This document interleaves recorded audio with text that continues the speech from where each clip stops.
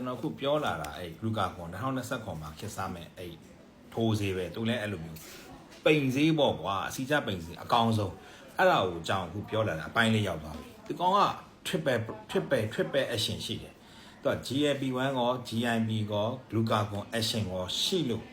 အဲ့ကောင်ကအဲ့ဒါကို Rita True Type လို့ခေါ်တာ Rita True Type ပေါ့ Rita True Type လို့ခေါ်တာပေါ့အဲ့ကောင်ကသူစမ်းသပ်ထားတာ25% လောက်ထိကို weight loss ဖြစ်တယ်ဆိုတော့ပေါင်100သမားပေါင်50လောက်ပြုတ်သွားမယ်လို့ပြောတာအဲ့တော့ပြောချင်တာကွာကဲပြန်ပြီးအစပြန်ပြောမယ်တော့ GLP ရဲ့ action ကဟော်မုန်းက insulin ကိုသူကတက်စေပြီးတော့ glucagon ကိုကျတယ်ကျတဲ့အတွက်ပြီးတော့သူက appetite ကိုသူက short ချတယ်အစာအိမ်ထဲမှာရှိတဲ့အစာကို gastric emptying လို့ခေါ်တာအစာကိုကြထားပေးတာပေါ့နော် gastric empty time ကိုနှေးစေတယ်အဲ့လိုနည်းနဲ့အစာစားခြင်းစိတ်ကိုသူကရော့စေတာ GLP-1 action က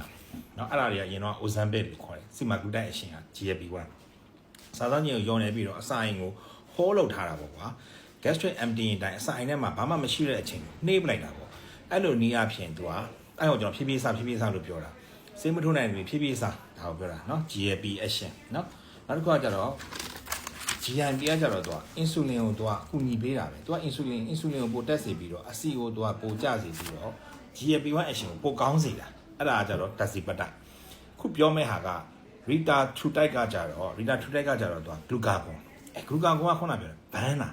အဆီတွေကိုအသေးမှာရှိတဲ့အဆီတွေရော bite အဆီတွေရောသူကဘန်းတာသူက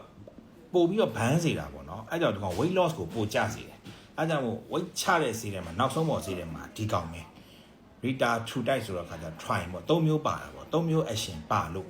အဲ့ဒါကိုကျွန်တော်အဓိကပြောတာလာတော့မှာဒီကဒီစက်သက်နေတဲ့ trial တွေလာနေတယ်ကောင်းလို့ပေါ့ကွာဒါပေမဲ့ကောင်းလို့လည်းတစ်ဖက်မှာလည်း side effect ကတူပါပဲ side effect ကတော့အဲ့ဒါတွေပါပဲ side effect ကတော့သူက weight ကျရင်တော့သူက muscle အသားပိုစားပေါ့မဟုတ် muscle loss ကရှိနိုင်တာပဲအဲ့တော့ဘာဖြစ်လဲဆိုလေ့ကျင့်ငယ်လုပ်ရတယ်အဲ့တော့ပိန်စည်းတွေထိုးပြီးတော့ကွာဟိုအစားကြီးပဲ short လို့မရဘူး exercise မှာလုပ်ရတယ် exercise မလုပ်ရင်ဒီ muscle တွေ loss ဖြစ်သွားမှာပဲကျွန်တော် Tazipatide ကအဲ့လောက် loss မဖြစ်ဘူးလေကျွန်တော်လည်းဒါကြီး loss မဖြစ်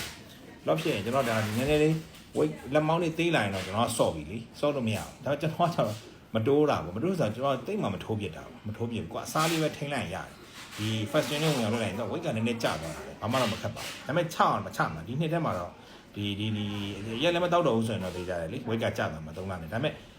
အဲ့အစာရင်ကိုကျင့်ရမှာပဲအစာရင်ကိုကြုတ်အောင်ကျင့်ရမှာပဲအဲ့တော့ကျွန်တော်အခုပြောတဲ့ဒီဆေးကဂလူကာကွန်မှာပါလာတဲ့အတွက်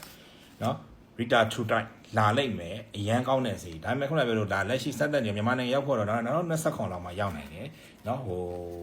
ဘင်္ဂလားဒေ့ရှ်ထွက်ရင်ပါကစ္စတန်ထွက်ရင်ကျွန်တော်သုံးရမှာပေါ့လေเนาะဒါဂလူကာကွန်ရဲ့အကြောင်းဒါအပိုင်းလေးရောက်သွားပြီเนาะ